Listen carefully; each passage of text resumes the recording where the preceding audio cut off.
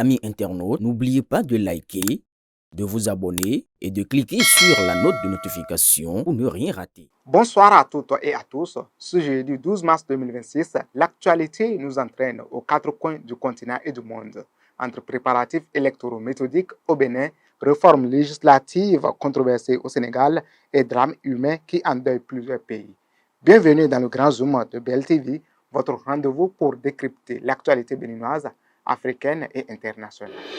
Au sommaire de cette édition présidentielle 2026, la Sénat et la Cour constitutionnelle forment les formateurs des agents et délégués électoraux. Société à la SB2E, les femmes appellent à faire de l'excellence un levier pour l'égalité.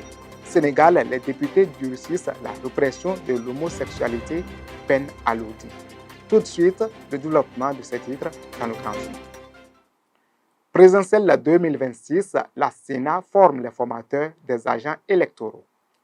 À l'approche du scrutin présidentiel du 12 avril 2026, la machine électorale se met progressivement en place au Bénin.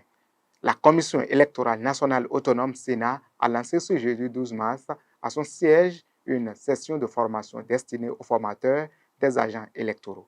Cérémonie d'ouverture présidée par Sakalafia, président de l'institution, entouré des membres du conseil électoral. Objectif de la formation, renforcer les capacités des formateurs, harmoniser les pratiques sur l'ensemble du territoire, garantir la maîtrise des procédures prévues par le Code électoral. Module abordé, rôle et responsabilité des agents électoraux, infractions et sanctions électorales, manipulation des documents de vote, durée 2 jours jusqu'au vendredi 13 mars 2026. Un dispositif destiné à garantir la transparence et la crédibilité du scrutin présidentiel. Présidentielle 2026 toujours au Bénin, la Cour constitutionnelle renforce ses équipes à Agoué.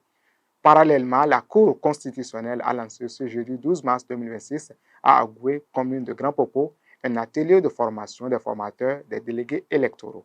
Pendant 3 jours, conseillers, directeurs techniques, assistants juridiques, cadres administratifs et rapporteurs adjoints se réunissent pour une mise à niveau indispensable avant le déploiement des délégués sur le terrain.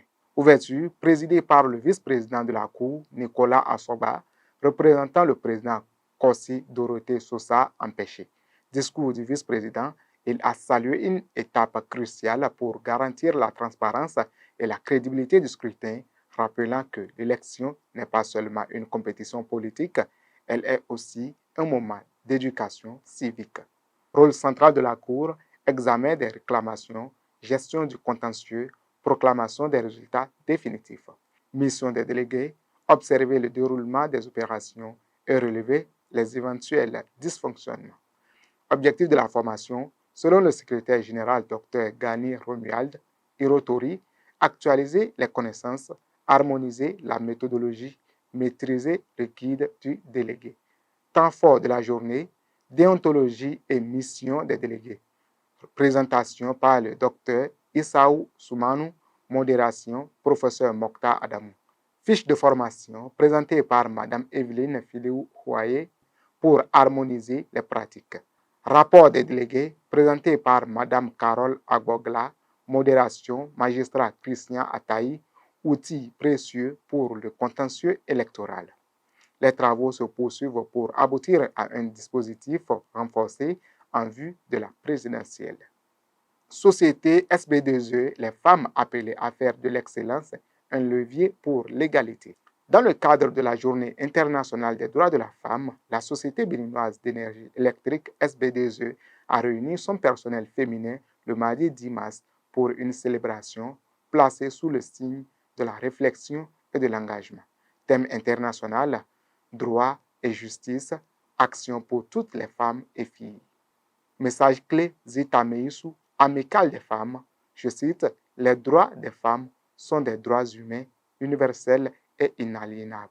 Le plafond de verre ne doit plus être une fatalité, mais un vestige du passé. Fin de citation. Gloria Kokuvi, DRH par intérim, je cite, l'égalité n'est pas une question de quota, mais de compétences. Fin de citation. Elle a invité les femmes à viser l'excellence par la formation continue. Edwige Adohozni Ntonji, secrétaire générale, elle a souligné la touche particulière qu'apporte une femme à un poste de responsabilité.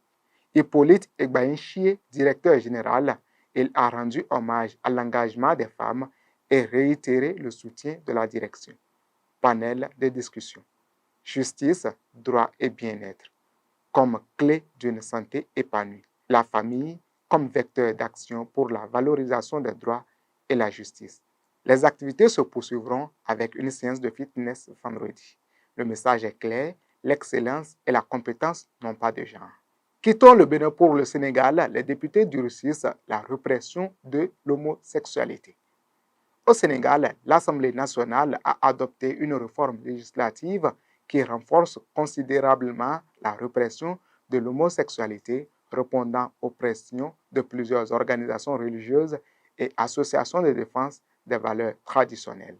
Nouvelle peine pour actes homosexuels, 5 à 10 ans de prison contre 5 ans maximum auparavant. Amende pouvant atteindre 10 millions de francs CFA contre 1,5 million auparavant. Deux nouveaux délits créés, l'apologie de l'homosexualité, le financement de l'homosexualité. Sanction, 3 à 7 ans de prison pour ces nouvelles infractions. Une mesure qui suscite déjà de vifs débats dans les milieux des droits humains, tant au Sénégal qu'à l'international. Diplomatie, Touadéra renforce la coopération avec la Russie. Le président de la République centrafricaine, Faustin Archange Touadéra, a effectué une visite officielle à Moscou où il a été reçu par son homologue russe Vladimir Poutine. Domaine de coopération renforcé, énergie, agriculture, éducation, santé, action humanitaire. Question sécuritaire, les deux chefs d'État ont évoqué la situation au Moyen-Orient et les enjeux de sécurité internationale. Rencontre avec la diaspora, Touadéra a rencontré des étudiants et officiers centrafricains vivant en Russie, les appelant à faire preuve de discipline, patriotisme et engagement pour leur pays. Une visite qui consolide le partenariat stratégique entre Bangui et Moscou. Chili, José Antonio Cast prend les rênes avec un programme d'urgence. José Antonio Cast a officiellement pris ses fonctions de président du Chili lors d'une cérémonie au Parlement de Valparaíso le mercredi 11 mars 2026, succédant à Gabriel Boric après une victoire nette en décembre. Profil, figure de l'extrême droite chilienne, considéré comme le président le plus conservateur depuis la dictature de Pinochet. Orientation politique, il a annoncé la mise en place d'un gouvernement d'urgence avec un discours axé sur la fermeté face à la délinquance et l'immigration irrégulière. Première mesure, dès son premier jour, il a signé 6 décrets, dont 3 ciblant l'immigration illégale. Décision marquante, construction de barrières physiques à la frontière avec la Bolivie pour décourager l'arrivée de migrants. Un tournant conservateur pour le Chili qui suscite des réactions contrastées.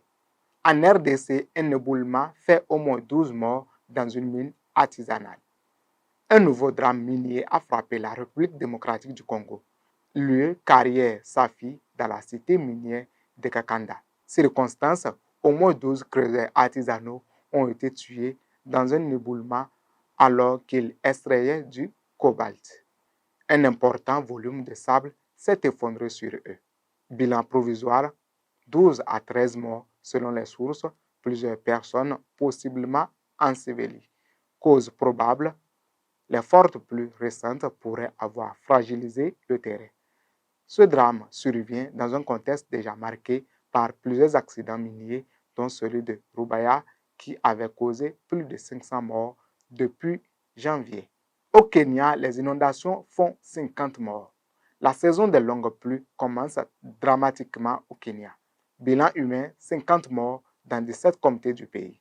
Conséquences matérielles, 12 338 foyers touchés ou détruits, 9 personnes portées disparues, des milliers de déplacés, infrastructures endommagées, notamment les routes coupées, les ponts détruits, les coupures d'électricité, les écoles inondées. Plusieurs mesures prises, les autorités ont déployé les équipes de secours et appellent la population à la vigilance face aux nouvelles pluies annoncé. Justice dans cette édition à Abomey-Calavi, un père et son fils jugés après la mort d'une femme enceinte.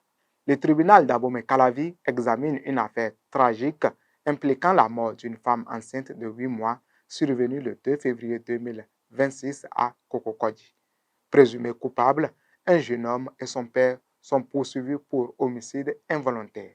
Élément révélé à l'audience, la grand-mère de la victime a témoigné ignorer la relation amoureuse de sa petite fille et avoir découvert la grossesse tardivement.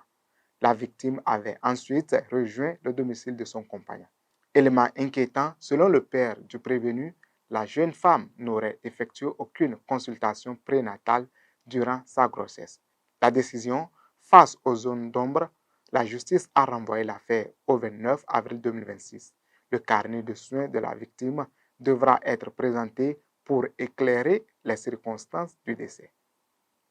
Fait divers dans cette session d'information à Godomé, 2 faux voyants arrêtés, la police appelle les victimes. Au Bénin, une escroquerie bien organisée a été déjouée à Godomé dans la commune d'Abomey-Calavi. Les faits, 2 individus se faisant passer pour des voyants ont été arrêtés après avoir tenté d'escroquer une victime grâce à une mise en scène soigneusement préparée. Leur stratagème, un faux voyant abordait la victime en prétendant avoir une révélation spirituelle. Un complice comparaissait ensuite pour confirmer les prédictions, renforçant la crédibilité du discours. Ils incitaient ensuite la victime à abandonner ses biens dans un rituel censé réaliser ses vœux. Intervention alertée par les cris d'un proche de la victime, la police a lancé une opération de bouclage. Arrestation, les suspects ont été arrêtés au carrefour Ita peu après leur fuite. Aveu, ils ont reconnu avoir opéré dans plusieurs localités, dont Akpakpa, Cotonou, Abomey-Calavi, Hévier et Godomé. La police invite toutes les victimes à se présenter au commissariat pour déposer plainte. Eh bien, ce jeudi 12 mars 2026 nous rappelle la diversité et la complexité de l'actualité africaine et mondiale. Autant de signes d'une société qui avance, portée par ses institutions et ses citoyens. Merci de nous avoir suivis dans le Grand Zoom de BLTV. Excellente soirée à toutes et à tous et à très bientôt pour un nouveau décryptage de l'actualité.